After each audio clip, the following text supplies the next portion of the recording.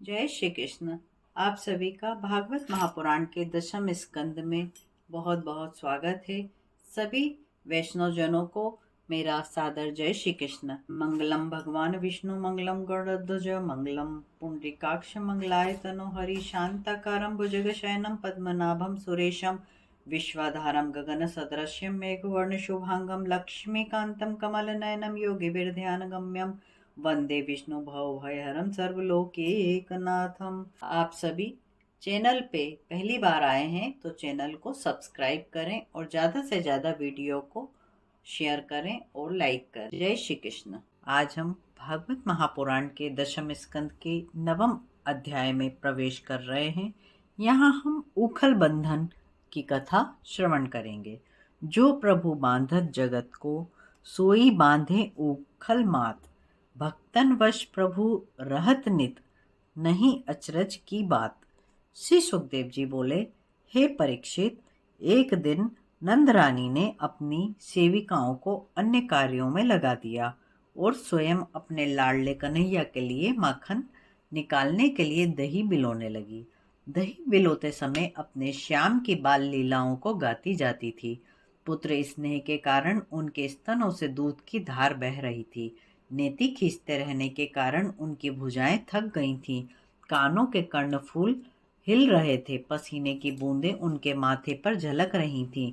उनकी चोटी के फूल गिर गिर कर उनके परिश्रम को प्रदर्शित कर रहे थे। उसी समय भगवान श्री कृष्णचंद्र सोकर उठे और दूध पीने के लिए माता के निकट गए। दूध तो स्तनों से चू ही रहा था तो वे पीने लगे, किंतु उसी क्षण दूसरे स्थान पर दूध उफनने लगा। दूध को उफना हुआ जानकर यशोदा माता अपने श्याम सुंदर को अध पिलाते ही छोड़कर दूध बचाने के लिए दौड़ी। श्याम सुंदर यह जानकर खींच उठे कि पास ही में रखे हुए लोहे के बांट को उस दूध के माट पे दे मारा। दही मई हो गया। आप माता के भय से भयभीत होकर एक कमरे में जाके छुप गए। वहां भी माखन की मटकी एक उखल पर चढ़कर उतार ली और सारा दही माखन बंदरों को फेंक फेंक कर खिलाने लगे। माता के भय के कारण कभी कभी अपनी श्याम सलोनी आंखों से इधर उधर देखते जाते थे। जब यशोदा रानी अपने दधी मतने के स्थान पर लौट के आई तो समझ गई कि यह करतूत मेरे लाडले श्याम की है। वे मुस्कुराकर कन्हैया की तलाश करने लगी। कन्हैया को बिना देखे उन्हें एक पल चैन नहीं आता था। वे कभी भी अपने श्याम को आंखों से ओझल नहीं रखती थीं। वे ढूंढती हुई वहां जा पहुंची जहां श्याम सुंदर जी बंदरों को माखन खिला रहे थे। पीछे से छिपकर उनकी मनोहर झांकी देखने लगी।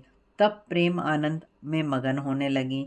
श्याम उखल पर खड़े होकर बंदरों को माखन लुटा रहे थे।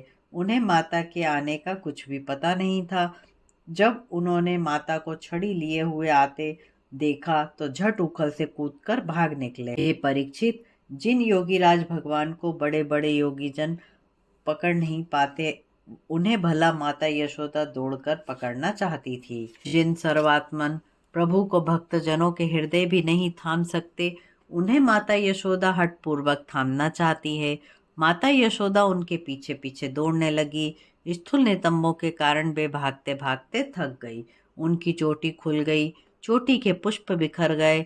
ज्यों ज्यों कर माता यशोदा उन्हें पकड़ ना सकी, तब उनका हाथ पकड़कर उन्हें धमकाने लगी। उस समय बाके बिहारी जी की झांकी अति मनोहर थी। अपराध के कारण अधूर मधुर ओठों पर रुलाई भी थी, कुछ भय युक्त मुस्कान भी थी।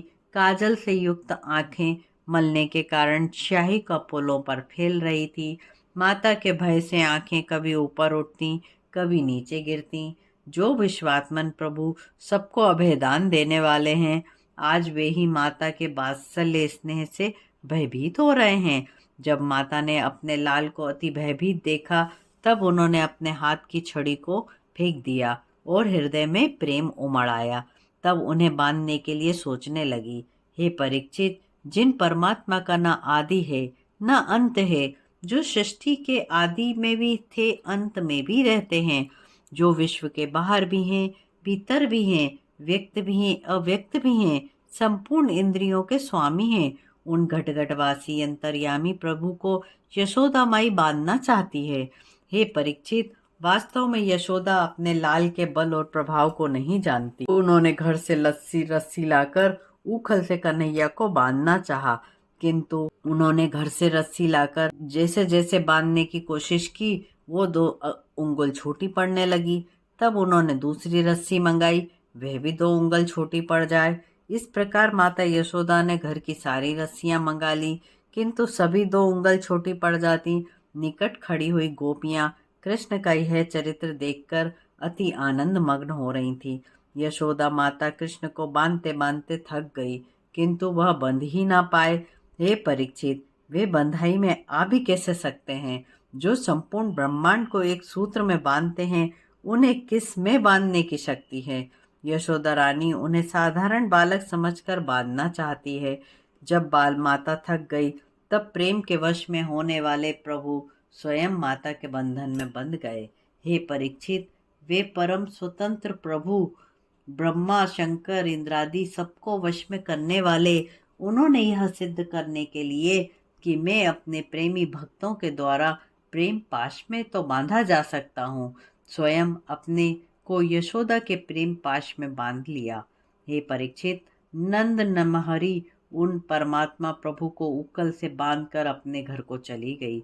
तब श्याम सुंदर ने सोचा कि प्राचीन काल में खड़े हुए वृक्ष रूप में यक्ष कुबेर के दोनों पुत्र नलकूबर और मणिग्रीव मेरे दर्शनों की प्रतीक्षा कर रहे हैं।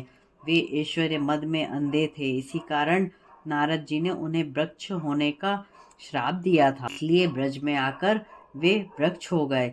अब उनका उद्धार करना चाहिए। इस प्रकार 9वां अध्याय समाप्त होता है। 10वें अध्याय में मल्लार्जुन का उद्धार करने की कथा को श्रवण करेंगे। आरती बाल कृष्ण की कीजे, अपनो जन्म सफल कर लीजे। श्री यशोदा को परम दुलारो, बाबा की अखियन को प्यारो। गोपिन के प्राणन को प्यारो, इन पे प्राण न्यछावर कीजे। आरती बाल कृष्ण की कीजे, अपनो जन्म सफल कर लीजे। कर्पूर गौरम करुणावतारम संसार सारम भुजगेंद्रहारम सदा वसंतम हृदयारविंदे भवम भवानी सहितम नमामि। प्रेम से बोलिए जय श्री कृष्ण।